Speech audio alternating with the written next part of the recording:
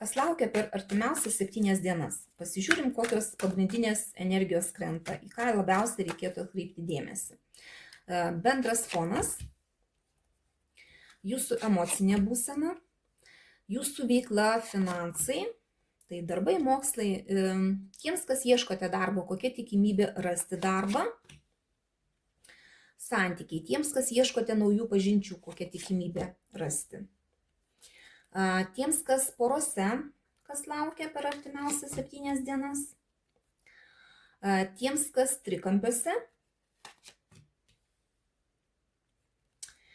ko pasisaugoti per artimiausias 7 dienas ir patarimas, kaip elgtis, kad tas laikas būtų praleistas kuo geriausiai. Na, bendras fonas, žinies arkanas, iš tikrųjų būsite kažkokiose paslaptyse, patys būsite nusiteikę laikyti savyje viską, galbūt patys nesidalinsite, kas jūsų viduje ir nenorėsite, kad kažkas tai lįstų prie jūsų. Tiesiog toks pasyvus laikotarpis gali būti, kai jūs nenorėsite nieko matyti aplinkui, kai jūs nenorėsite nei su nieko dalintis, tiesiog stebėsite situaciją, kas aplink jūs vyksta. Galbūt patys saugosit kažkokias tai paslaptis. Galbūt jums išlys kažkokios tai paslaptis iš aplinkos, kur irgi jūs sužinosite kažką. Tai tokios energijos eina artimiausiam 7 dienom. Jūsų vidinė būsena kokia bus? Žvaigždės arkanas, irgi pasyvi korta, iš tikrųjų gal net kažkokia tokia šalta, kur jūs galite jaustis truputį atsitolinę nuo visko. Nuo žmonių, nuo darbų, nuo kažkokios tai veiklos, taip galite laikytis truputį šaltai.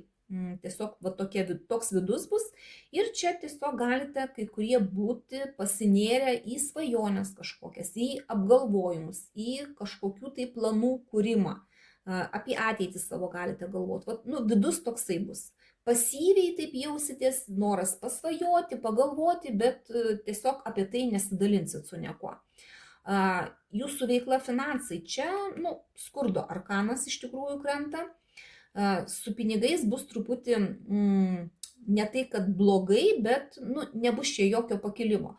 Gal netgi gali tekti ir skolintis, gali jūsų aplinkoje būti tokių situacijų, kai pas jūs norės kažkas skolintis, tai neskolinkit niekam, nes čia truputį resursų nėra, iš tikrųjų, ir patys nenorėsite kažko tai daryti ir nenorėsite prašyti pagalbos kažkodėl tai, bet jeigu prašytumėt, tai gautumėt pagalbą.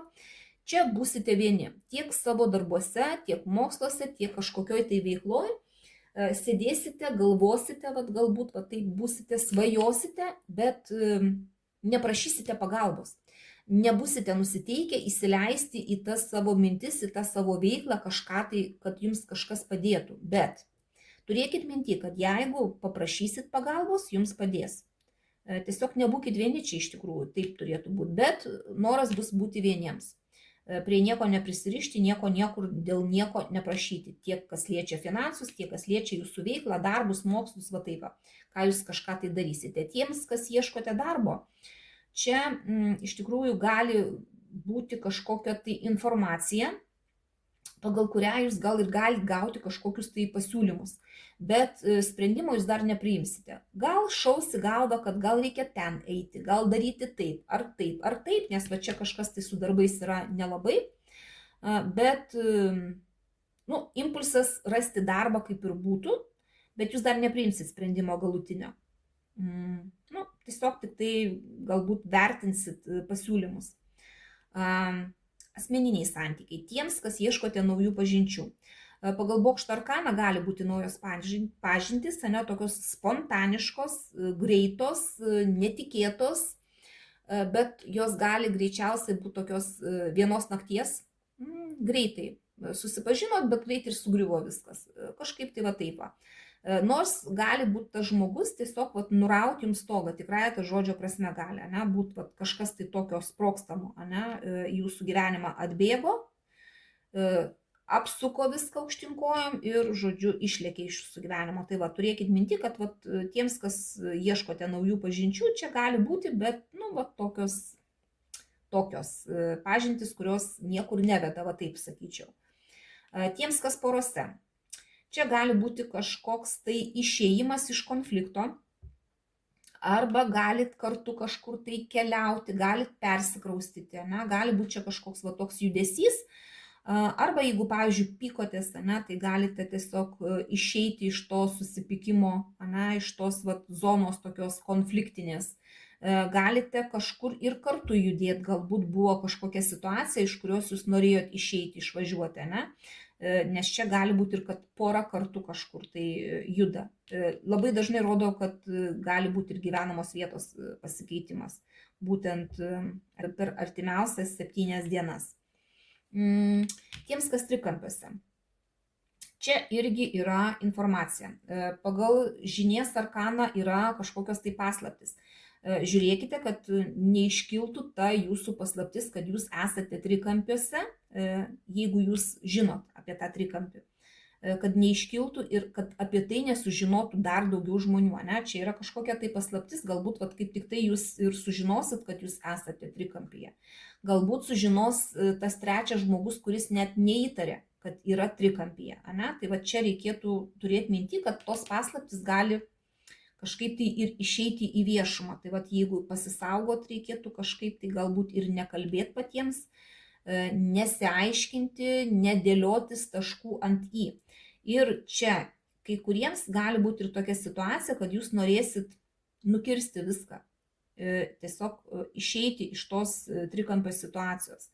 Jeigu, pavyzdžiui, kažkas tai vat, išeis į viešumą, būtent tai, kad jūs esate trikampiuose. Na, čia tokia aštri korta krenta iš tikrųjų ir ta informacija jūsų gali ir nedžiuginti, kurią gausite. Toliau, ko pasisaugoti? Vat irgi lėkimo, skubėjimo ir čia gali būti irgi ir informacija, ir žinutės kažkokios, skambučiai. Gali būti kažkas tokio, ne, kad vat, išlenda kažkokia tai žinutė, kažkas tai, kažkokia paslaptis, kuri jūsų nedžiugins, ne, ko reikėtų pasisaugoti. Tai vat patys nebėkit, neskubėkit, nesiverskit per galvą dėl kažko tai. Tiesiog ramiai apgalvokit, kad ir kas būtų. Nes tas skubėjimas, tas lėkimas, važiavimas, bėgimas, žodžiu, ten, kad ir tų skambučių, žinučių rašymas, žodžiu, irgi jums to nereikia. Per artimiausias 7 dienas geriau, truputį pristabdyti. Patarimas, mylimųjų arkanas. Čia reikės daryti pasirinkimą kažkokį tai ir pasirinkimą reikia daryti širdimi, tada jūs pasirinksit teisingai. Jeigu tik tai pradėsite galvoti, kas jums labiau apsimoka, kas geriau būtų jums, ne kas prie širdies, o kas turi kažkokį tai naudą, apčiuopiamumą kažkokį tai, ką galite pajudinti į savo rankas paimti ir turėti kažkokį tai, galbūt ateityje kažkokią tai naudą, tai, neteisingai pasirinksit. Čia reikia klausyti savo širdies ir rinktis būtent širdimi.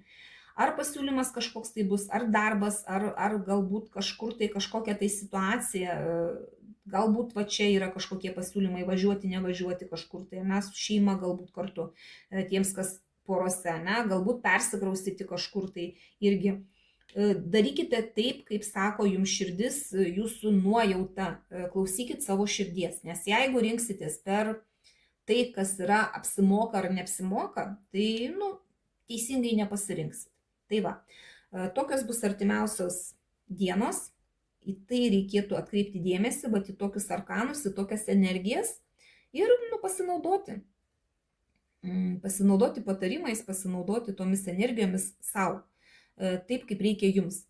Bet kokiu atveju visiems linkiu kuo geriausio laiko, pasimkit tik tai, kas rezonuoja, o visą kitą paleiskit.